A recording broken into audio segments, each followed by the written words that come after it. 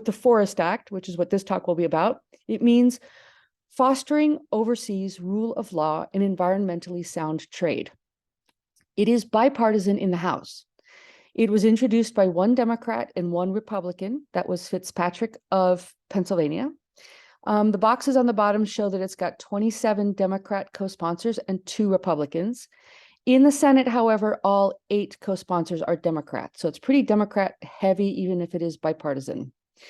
Using the bill's numbers for this one are extra important because there are many other bills that use the word forest.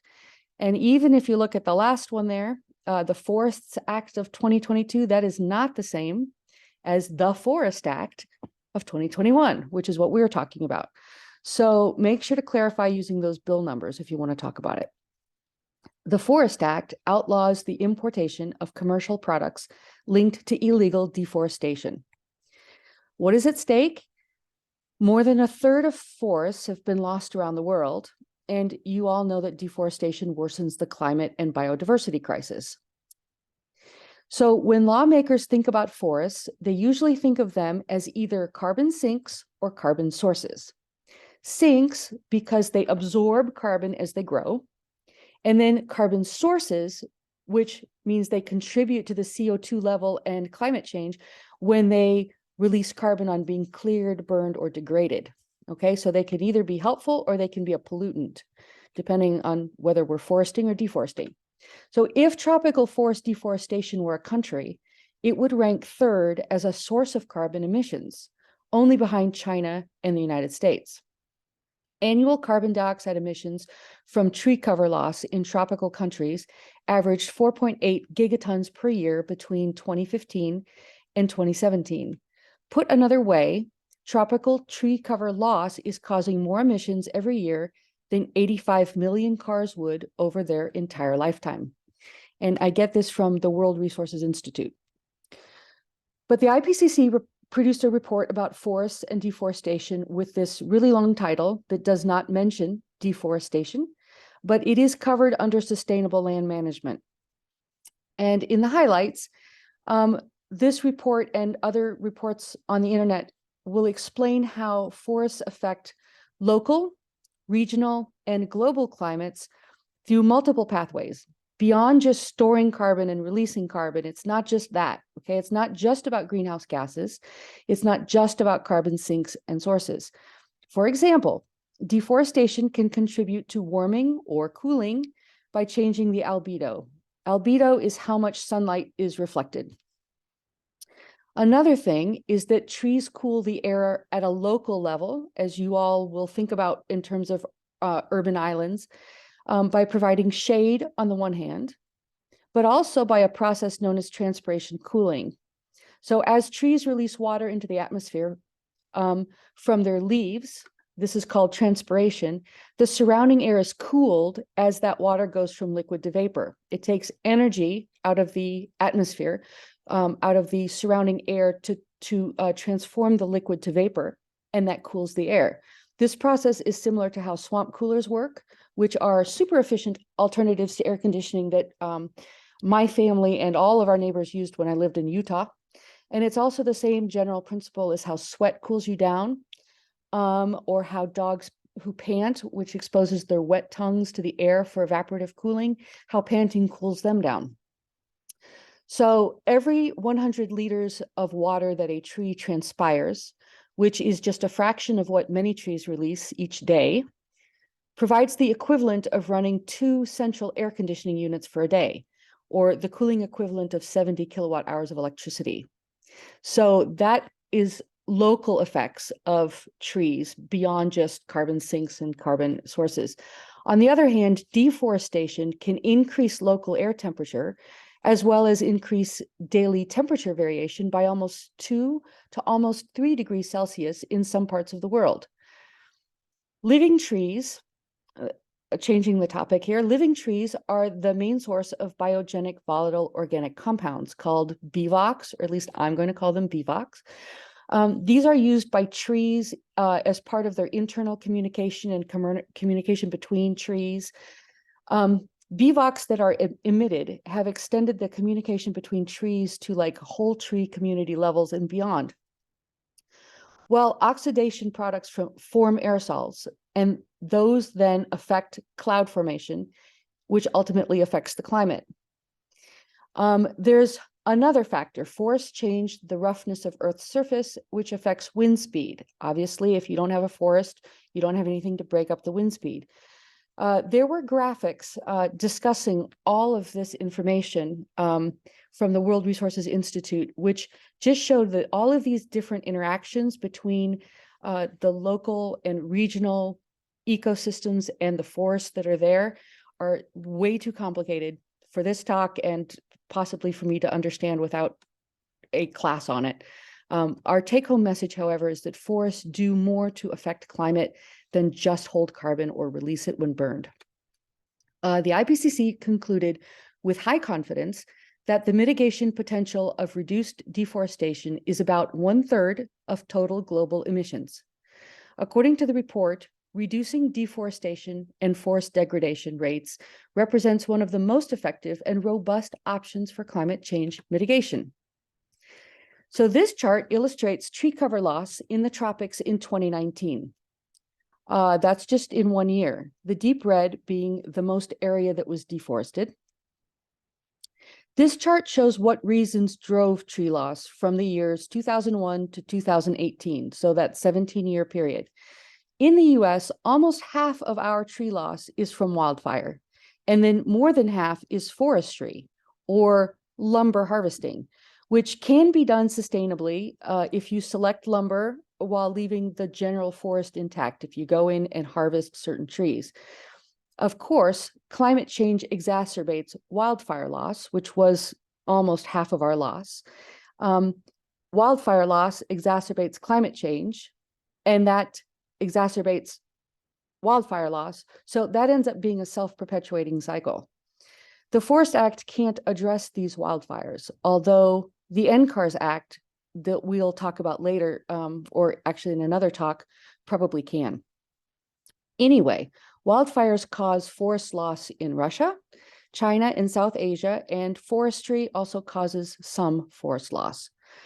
Now, the red here in Latin America and Southeast Asia is different. This is commodity-driven deforestation, which is a permanent loss of forest, usually by slashing and burning, in order to claim the land to grow some type of cash crop, like palm oil or cattle farming. The Forest Act addresses this type of permanent loss of forest when the forests are cleared illegally. Now, some forest loss in these countries may be legal, but some of it is illegal.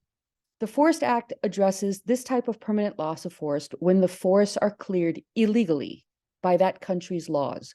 Now, this is a chart of the proportion of forest clearing by area that was done illegally.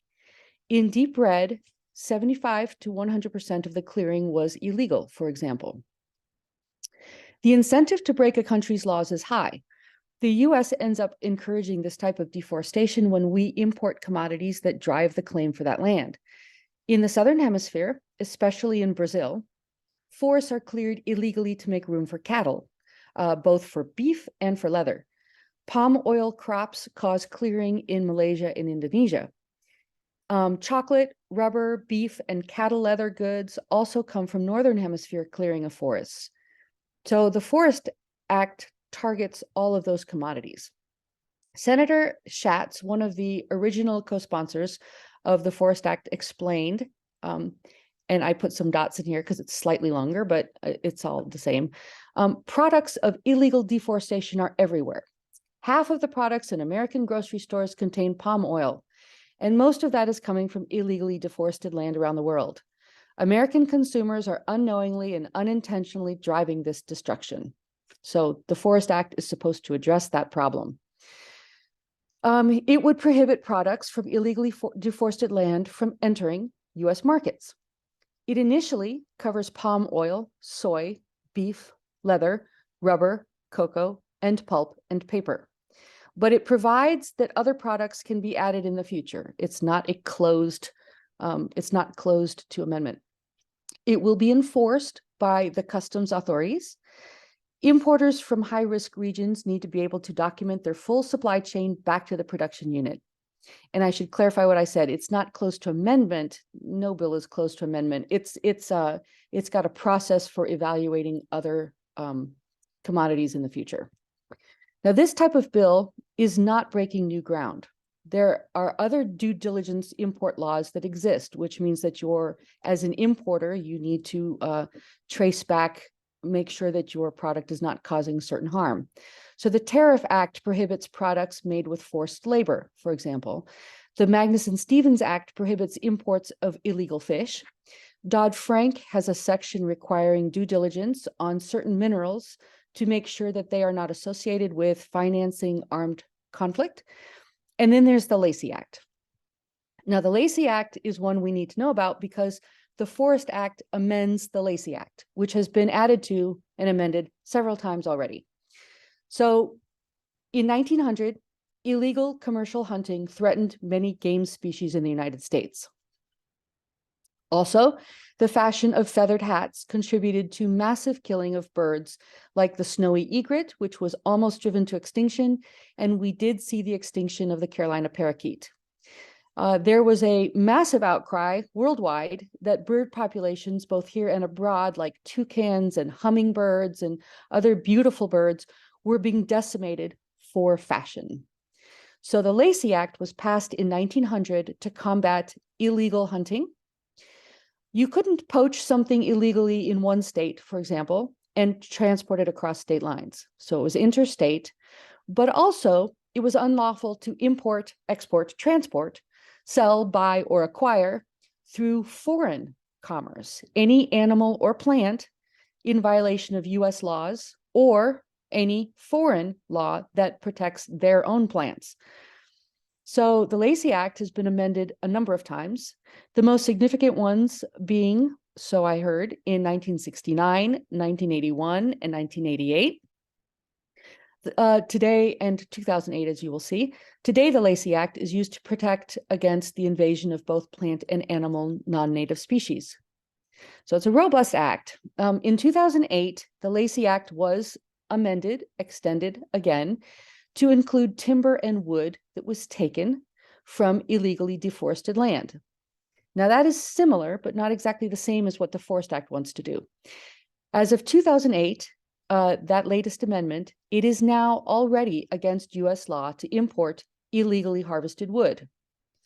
The Forest Act goes one step further and extends the restriction to the import of products that have been grown or produced on illegally deforested land. So that 2008 amendment that banned wood and wood products from illegally deforested land was supported by more than 50 trade organizations, nonprofits, and unions, as well as the Bush administration and both parties of Congress.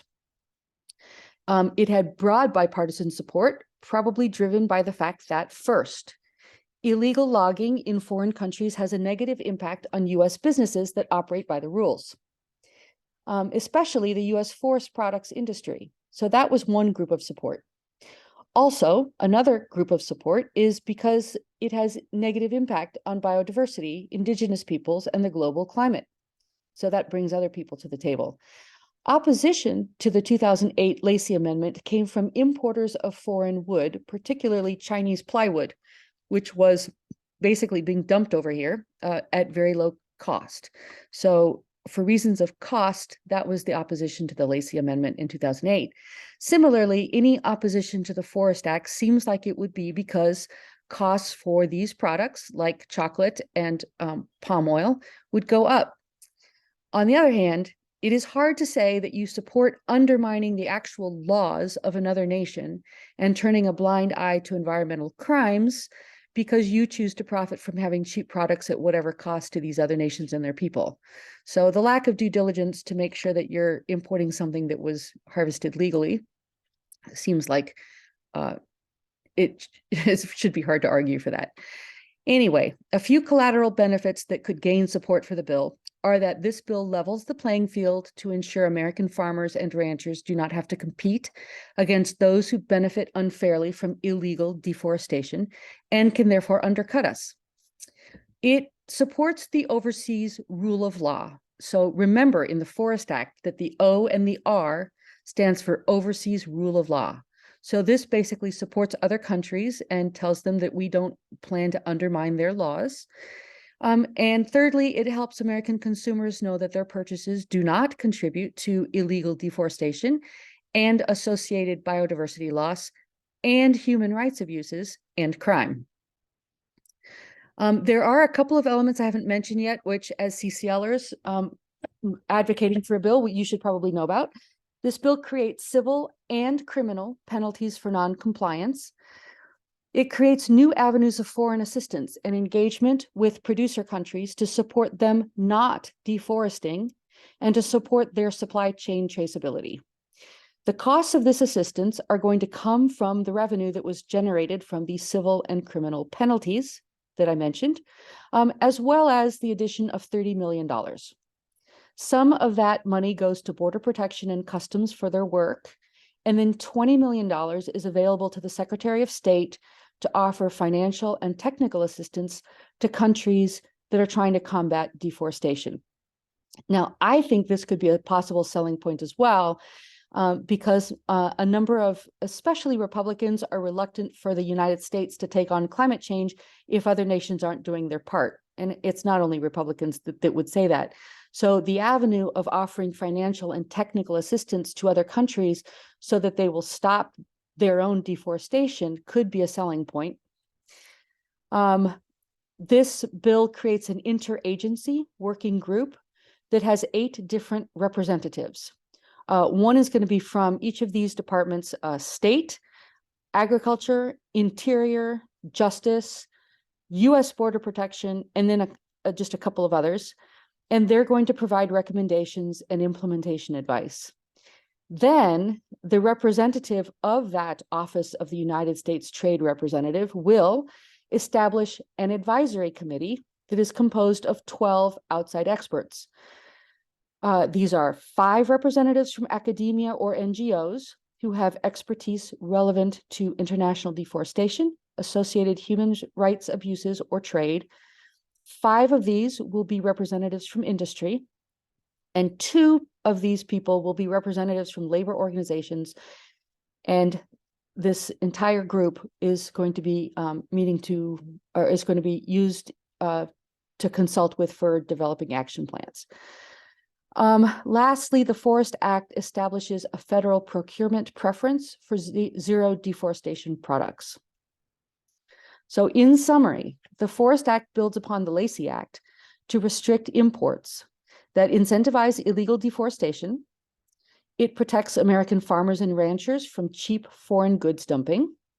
It reduces our emissions footprint by reducing the deforestation caused by the goods that we as a country import. It protects tropical forests, and it reduces environmental crime by reducing their economic incentive.